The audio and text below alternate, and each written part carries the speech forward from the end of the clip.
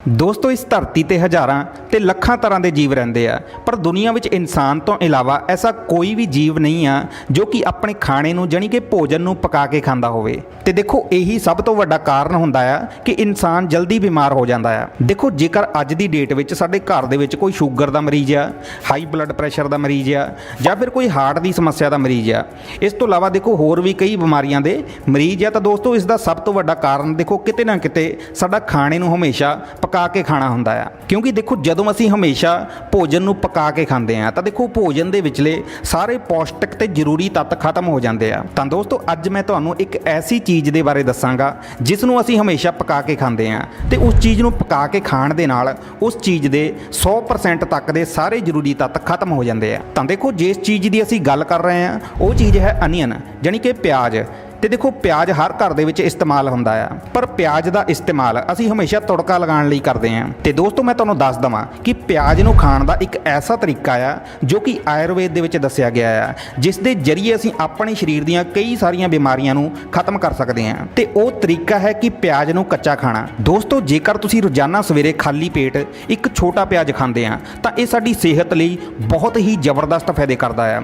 ਪਰ ਜੇਕਰ ਤੁਸੀਂ ਇਸ ਨੂੰ ਸਵੇਰੇ ਖਾਲੀ ਪੇਟ ਨਹੀਂ ਖਾਣਾ ਚਾਹੁੰਦੇ ਤਾਂ ਤੁਸੀਂ ਦਿਨ ਦੇ ਵਿੱਚ ਕਦੀ ਵੀ ਦੁਪਹਿਰ ਨੂੰ ਖਾਣੇ ਦੇ ਨਾਲ ਸਲਾਦ ਦੇ ਰੂਪ ਦੇ ਵਿੱਚ ਵੀ ਖਾ ਸਕਦੇ ਹਾਂ, ਜਾਂ ਫਿਰ ਰਾਤ ਨੂੰ ਵੀ ਖਾਣਾ ਖਾਣ ਦੇ ਸਮੇਂ ਵੀ ਨਾਲ ਇੱਕ ਛੋਟਾ ਪਿਆਜ਼ ਖਾ ਸਕਦੇ ਹਾਂ। ਕਿਉਂਕਿ ਕੱਚਾ ਪਿਆਜ਼ ਸਾਡੀ ਪਾਚਨ ਕਿਰਿਆ ਨੂੰ ਮਜ਼ਬੂਤ ਕਰਨ ਦਾ ਕੰਮ ਕਰਦਾ ਹੈ, ਤੇ ਇਸ ਦੇ ਨਾਲ ਨਾਲ ਇਸ ਵਿੱਚ ਫਾਈਬਰ ਦੀ ਭਰਪੂਰ ਮਾਤਰਾ ਹੁੰਦੀ ਆ ਜੋ ਕਿ ਸਾਡੀ ਪੇਟ ਦੀ ਸਫਾਈ ਦੇ ਨਾਲ ਨਾਲ ਪੇਟ ਦੀ ਐਸਿਡਿਟੀ, ਗੈਸ ਤੇ ਕਬਜ਼ ਵਰਗੀ ਸਮੱਸਿਆ ਤੋਂ ਛੁਟਕਾਰਾ ਦਿਵਾਉਣ ਦੇ ਵਿੱਚ ਇਸ ਦੀ ਸਾਨੂੰ ਬਹੁਤ ਹੀ ਜ਼ਿਆਦਾ ਮਦਦ ਮਿਲਦੀ ਆ। ਤੇ ਦੇਖੋ ਜੇਕਰ ਅਸੀਂ ਰੋਜ਼ਾਨਾ ਸਵੇਰੇ ਖਾਲੀ ਪੇਟ ਕੱਚੇ ਪਿਆਜ਼ ਦਾ ਸੇਵਨ ਕਰਦੇ ਹਾਂ ਤਾਂ ਅਸੀਂ ਕਈ ਸਾਰੀਆਂ ਬਿਮਾਰੀਆਂ ਤੋਂ ਬਚੇ ਰਹਿੰਦੇ ਹਾਂ, ਜਿਵੇਂ ਕਿ ਦੇਖੋ ਡਾਇਬਟੀਜ਼ ਜਾਨੀ ਕਿ ਸ਼ੂਗਰ। ਦੋਸਤੋ ਕੱਚੇ ਪਿਆਜ਼ ਦੇ ਵਿੱਚ ਸਲਫਰ ਦੀ ਮਾਤਰਾ ਹੁੰਦੀ ਹੈ ਜੋ ਕਿ ਸਾਡੀ ਪੈਨਕ੍ਰੀਆਸ ਨੂੰ ਐਕਟਿਵ ਕਰਨ ਦਾ ਕੰਮ ਕਰਦੀ ਹੈ, ਜਿਸ ਦੇ ਕਾਰਨ ਇਨਸੂਲਿਨ ਦੀ ਮਾਤਰਾ ਵੱਧਦੀ ਹੈ। ਤੇ ਰੋਜ਼ਾਨਾ ਇੱਕ ਕੱਚੇ ਪਿਆਜ਼ ਦੇ ਲਗਾਤਾਰ 2 ਤੋਂ 3 ਮਹੀਨੇ ਸੇਵਨ ਦੇ ਨਾਲ ਹੌਲੀ ਹੌਲੀ ਸ਼ੂਗਰ ਵੀ ਕੰਟਰੋਲ ਵਿੱਚ ਚੱਲਣੀ ਸ਼ੁਰੂ ਹੋ ਜਾਂਦੀ ਹੈ, ਤੇ ਸ਼ੂਗਰ ਨਾਲ ਆ ਰਹੀ ਕਮਜ਼ੋਰੀ ਨੂੰ ਠੀਕ ਕਰਨ ਦੇ ਵਿੱਚ ਵੀ ਇਸ ਦੀ ਸਾਨੂੰ ਕਾਫੀ ਮਦਦ ਮਿਲਦੀ ਹੈ। ਤੇ ਦੋਸਤੋ ਸ਼ੂਗਰ ਨੂੰ ਕੰਟਰੋਲ ਕਰਨ ਦੇ ਨਾਲ ਨਾਲ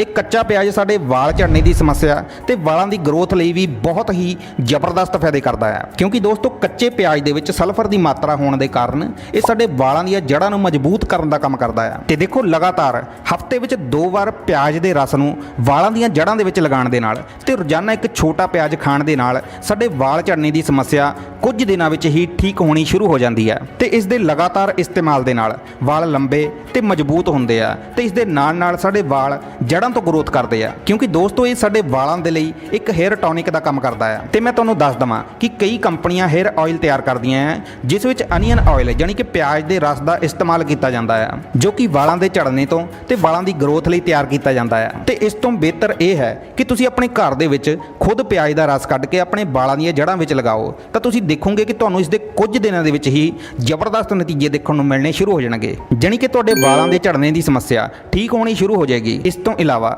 ਦੇਖੋ ਇਹ ਸਾਡੀ ਇਮਿਊਨਿਟੀ ਸਿਸਟਮ ਨੂੰ ਮਜ਼ਬੂਤ ਕਰਨ ਦਾ ਕੰਮ ਕਰਦਾ ਹੈ, ਜਾਨੀ ਕਿ ਜੇਕਰ ਅਸੀਂ ਰੋਜ਼ਾਨਾ ਕੱਚੇ ਪਿਆਜ਼ ਦਾ ਸੇਵਨ ਕਰਦੇ ਹਾਂ ਤਾਂ ਇਹ ਸਾਡੇ ਸਰੀਰ ਦੇ ਵਿੱਚ ਬਿਮਾਰੀਆਂ ਨਾਲ ਲੜਨ ਵਾਲੀ ਸ਼ਕਤੀ ਨੂੰ ਵਧਾ ਕੇ ਰੱਖਦਾ ਹੈ। ਦੇਖੋ ਜਦੋਂ ਵੀ ਸਾਨੂੰ ਕੋਈ ਛੋਟੀ-ਮੋਟੀ ਸਮੱਸਿਆ ਹੁੰਦੀ ਹੈ ਤਾਂ ਅਸੀਂ ਹਮੇਸ਼ਾ ਡਾਕਟਰਾਂ ਦੇ ਕੋਲ ਭੱਜਦੇ ਹਾਂ, ਤਾਂ ਦੇਖੋ ਸਾਡੇ ਅੰਦਰ ਜੋ ਡਾਕਟਰ ਹੁੰਦਾ ਹੈ ਅਸੀਂ ਉਹਨੂੰ ਕਦੀ ਦੇਖਿਆ ਹੀ ਨਹੀਂ। ਦੇਖੋ ਪਰਮਾਤਮਾ ਨੇ ਪਹਿਲਾਂ ਹੀ ਸਾਡੇ ਸਰੀਰ ਦੇ ਅੰਦਰ ਇੱਕ ਡਾਕਟਰ ਨੂੰ ਬਿਠਾਇਆ ਹੈ ਜਿਸ ਨੂੰ ਅਸੀਂ ਇਮਿਊਨਿਟੀ ਕਹਿੰਦੇ ਹਾਂ, ਜਾਨੀ ਕਿ ਬਿਮਾਰੀਆਂ ਨਾਲ ਲੜਨ ਵਾਲੀ ਸ਼ਕਤੀ। ਤੇ ਕੋਈ ਵੀ ਬਿਮਾਰੀ ਹੋਣ ਤੇ ਸਾਡੀ ਇਮਿਊਨਿਟੀ ਦਾ ਮਜ਼ਬੂਤ ਹੋਣਾ ਬਹੁਤ ਜ਼ਰੂਰੀ ਹੈ, ਕਿਉਂਕਿ ਦੇਖੋ ਜੇਕਰ ਸਾਡਾ ਇਮਿਊਨਿਟੀ ਸਿਸਟਮ ਮਜ਼ਬੂਤ ਹੋਏਗਾ ਤਾਂ ਸਾਡੇ ਸਰੀਰ ਦੀ ਹਰ ਛੋਟੀ ਵੱਡੀ ਬਿਮਾਰੀ ਜਲਦੀ ਆਪਣੇ ਆਪ ਠੀਕ ਹੋ ਜਾਂਦੀ ਆ। ਜਿਵੇਂ ਕਿ ਦੇਖੋ ਜਦੋਂ ਸਾਡੇ ਸਰੀਰ ਦੀ ਕੋਈ ਹੱਡੀ ਟੁੱਟਦੀ ਆ ਤਾਂ ਉਹ ਆਪਣੇ ਆਪ ਹੀ ਜੁੜ ਜਾਂਦੀ ਆ, ਉਸੇ ਤਰ੍ਹਾਂ ਹੀ ਜੇਕਰ ਕਿਸੇ ਦੇ ਸਰੀਰ ਤੇ ਕੋਈ ਜ਼ਖਮ ਹੋ ਜਾਂਦਾ ਆ ਉਹ ਵੀ ਦੇਖੋ ਕਈ ਵਾਰ ਆਪਣੇ ਆਪ ਹੀ ਭਰਨਾ ਸ਼ੁਰੂ ਹੋ ਜਾਂਦਾ ਆ। ਦੇਖੋ ਇਸੇ ਤਰ੍ਹਾਂ ਹੀ ਕਈ ਵਾਰ ਸਾਨੂੰ ਨਜ਼ਲਾ ਜਾਂ ਜ਼ੁਕਾਮ ਹੋ ਜਾਂਦਾ ਆ ਤਾਂ ਦੇਖੋ ਉਹ ਵੀ ਕਈ ਵਾਰ ਆਪਣੇ ਆਪ ਹੀ ਠੀਕ ਹੋ ਜਾਂਦਾ ਆ। ਇਸ ਲਈ ਦੋਸਤੋ ਕੱਚਾ ਪਿਆਜ਼ ਸਾਡੀ ਇਮਿਊਨਿਟੀ ਨੂੰ ਮਜ਼ਬੂਤ ਕਰਨ ਦੇ ਲਈ ਬਹੁਤ ਫਾਇਦਾ ਕਰਦਾ ਆ। ਤੁਸੀਂ ਦਿਨ ਦੇ ਵਿੱਚ ਇੱਕ ਵਾਰ ਗਲੋਏ ਦਾ ਕਾੜਾ ਬਣਾ ਕੇ ਵੀ ਪੀ ਸਕਦੇ ਆ, ਕਿਉਂਕਿ ਇਸ ਦੇ ਸਾਡੇ ਸਰੀਰ ਦੇ ਲਈ ਬਹੁਤ ਹੀ ਜ਼ਬਰਦਸਤ ਫਾਇਦੇ ਹੁੰਦੇ ਆ। ਇਸ ਤੋਂ ਇਲਾਵਾ ਦੋਸਤੋ ਜੇਕਰ ਅਸੀਂ ਕੱਚੇ ਪਿਆਜ਼ ਦਾ ਰੋਜ਼ਾਨਾ ਸਵੇਰੇ ਖਾਲੀ ਪੇਟ ਸੇਵਨ ਕਰਦੇ ਹਾਂ ਤਾਂ ਇਹ ਸਾਡੇ ਸਰੀਰ ਦੇ ਵਿੱਚ ਖੂਨ ਦੀ ਕਮੀ ਨੂੰ ਪੂਰਾ ਕਰਨ ਦੇ ਵਿੱਚ ਬਹੁਤ ਮਦਦ ਕਰਦਾ ਆ, ਜਾਨੀ ਕਿ ਅਨੀਮੀਆ ਦੀ ਸਮੱਸਿਆ ਨੂੰ ਦੂਰ ਕਰਦਾ ਆ।